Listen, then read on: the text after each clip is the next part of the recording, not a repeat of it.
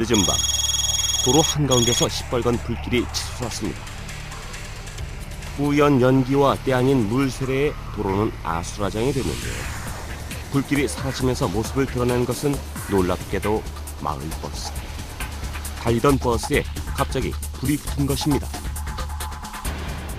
화재 수보를 받고 출동했는데 9시경에 현장에 도착해 보니까 버스 후미에서 화염이 상당히 4~5m 이상 지상으로 분출하고 있었으며 동네 주민하고 지나는 행인이 약 40여 명이 운집하고 있었습니다. 소방대원들이 호스를 통해 차량 구석구석 화재를 진압하는데요. 물을 뿌리자 하얀 유독가스가 도로 전체를 가득 메웁니다.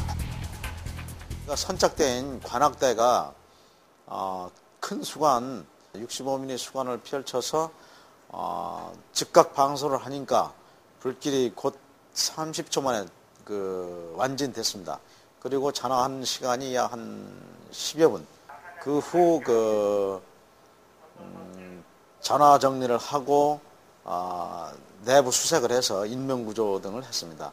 그러나 이미 운전자가 빠른 조치로서 차량에서 승객들이 다 빠져나온 상태였습니다. 불은 마을버스 엔진 등을 태우고 10분여 만에 꺼졌습니다. 버스 내부는 까맣게 그을리고 타버려 형체를 알아볼 수 없을 정도로 처참한 모습인데요. 다행히 버스 안에 있던 사람들이 모두 대피해 인명피해는 없었지만 하마터면 대형 사고로 이어질 뻔한 아찔한 사고였습니다. 무더운 여름, 차 안에서의 화재는 매년 적지 않게 발생하고 있는데요. 지난 7월 18일 새벽에는 경기도 광명시 철산동의 한 아파트 지상 주차장에 세워져 있던 자동차에 불이 나 안에 있던 운전자가 숨졌습니다. 주차된 차 안에서 에어컨을 틀어놓은 채 잠을 자다 사고를 당한 것입니다. 소방방재청의 통계 자료에 의하면 지난해 발생한 전체 화재 중에서 약 12.7%가 차량에서 발생한 화재였는데요. 화재 요인을 자세히 살펴보면 기계적 요인으로 발생한 차량 화재가 1,600여 건으로 가장 많았고 그 다음 전기적 요인, 부주의, 교통사고가 그 뒤를 이었습니다. 특히 기계적인 요인, 전기적인 요인으로 인한 자동차 화재가 교통사고 등의 인위적인 요인보다 많았습니다. 여름 휴가철을 맞아 장거리 운전을 하는 경우가 많은데요. 이 경우 엔진 과열로 화재가 날 가능성이 높아져 주의를 해야 합니다. 여름철 자동차 엔진 온도는 겨울에 2배가 넘는 200에서 300도까지 올라가는데요. 이럴 경우 엔진 오일이 새어나와 불이 붙거나 전기 배선의 피복이 녹아 합선을 일으킬 수도 있습니다. 여름에는 엔진의 과열이 문제가 주로 됩니다. 그 엔진 상부에는 고무호스 등을 이용한 차량 부속품 등이 있고 먼지가 차량 엔진 위에 있게 되면 그것이 도화선 역할을 이루어서 불이 날 수 있습니다. 엔진 과열의 주요 원인은 사람도 나이가 먹으면 순환기 계통이 잘 안 이루어지듯이 냉각 계통에 있어서 물이 순환이 안 되어 가지고 결국은 과열이 되면서 가연물의 척화가 되는 겁니다. 여름철 차량 화재를 막기 위해서는 엔진 과열을 일으키는 급출발이나 급가속을 자제해야 합니다. 에어컨은 1시간 사용 후엔 10분 정도는 꺼주고 냉각수가 부족하지 않은지 계기판 온도 이상 여부를 수시로 확인하는 습관이 필요합니다. 또한 운전 중에 무언가 타는 냄새가 난다면 운행을 멈추고 엔진을 식힌 후 이상 유무를 점검해야 합니다. 엔진의 먼지와 이물질을 자주 제거해주는 것도 화재를 예방할 수 있는 좋은 방법입니다. 차량의 화재라든가 기타 재난을 방지하기 위해서는 정비센터에 가셔가지고 차량을 정기적으로 점검해서 결함사항을 발견하고 그것을 수리하는 게 가장 좋고, 차량에 휴대용 비상용 소화기 하나를 비치하게 되면은 상당히 유익하죠. 운전자 본인은 물론 다른 차량까지 위험에 빠뜨리는 차량 화재 사고. 여름철 정기적인 차량 점검만이 차량 화재 사고의 위험에서 벗어날 수 있을 것입니다.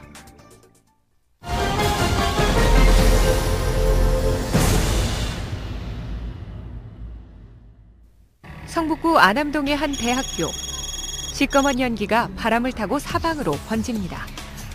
법학관 신축 공사장에서 용단 작업 중 불꽃이 튀어 불이 난 것입니다. 고려대학교 신축 공사장에서 산소 용단 작업 중에 발생한 불티가 건물 외장 보온재에 착화되어서 화재가 발생한 상황으로 저희가 현장에 도착했을 때에는 다량의 연기가 나오고 있었고 2층 발코니 부분에서는 이제 일부 화염이 보이기도 했습니다. 출동한 소방대원들이 재빨리 진압에 나섰습니다. 하지만 신축공사장 어디에도 불길은 보이지 않고 매캐한 유독가스만이 사방을 뒤덮었는데요. 건물이 아닌 벽 사이에 보온재와 천장에 불이 붙는 바람에 진화에 어려움을 겪었습니다. 대원들은 벽 사이에 호스를 넣어 물을 뿌려보지만 불길을 잡는 데는 역부족입니다. 현장에 도착해서 2층 발코니 부분의 화염을 먼저 초기 진화하였고, 그리고 보온재를 진화하기 위해서 이제 굴절 사다리차를 전개하고 옥상에서는 구조대원이 로프로 화강을 해서 벽체를 파괴한 다음에 파괴된 부분에 방수를 해서 이제 완전히 화재를 진압한 상황이었습니다. 한 대원이 밧줄에 몸을 매달고 신축 건물 외벽을 타고 내려옵니다. 망치로 건물 외벽을 내리쳐 부순 후에 그 사이로 물줄기를 뿜어 화재를 진압하는데요. 아슬아슬 걸쳐있는 소방대원의 모습이 위태롭기만 합니다. 불길은 결국 10여 분 만에 잡혔는데요. 이 불로 인명피해는 없었지만 천장과 보온재 등이 타 약 310만 원의 재산 피해가 났습니다. 최근 용접 부주의에 따른 화재가 자주 발생해 소방당국은 지난 3월 용접 용단 작업장에 화재주의보를 발령하기도 했는데요. 대부분 공사장에는 목재 등의 가연성 물질과 스티로폼 등의 보온재가 쌓여 있어 화재가 발생할 경우 다량의 유독가스로 인한 인명피해가 발생할 수 있습니다. 실제로 지난 2008년 1월 경기도 이천의 냉동창고에서 대형 화재가 발생해 지하층에서 작업 중이던 인부 40명이 숨지는 참사가 빚어졌습니다. 냉동설비 공사 중 발생한 용접 불티가 튀며 연쇄 폭발과 함께 순식간에 불길이 지하층 전체로 번진 것입니다. 산소 용단 작업이나 용접 작업 시에는 전기와 고열이 발생하기 때문에 항상 화재의 위험이 크다고 말씀드릴 수 있고요. 작업 시에 발생한 불티로 인해서 그 불티가 가연성 가스나 위험 물질에 닿았을 때 화재 발생 위험이 상당히 크다고 할 수 있습니다. 이에 소방당국은 지난해 10월부터 시행된 소방기본법 시행령을 통해 용접 또는 용단 시 화재 예방을 위해 작업자가 지켜야 할 안전수칙을 명시하고 있습니다.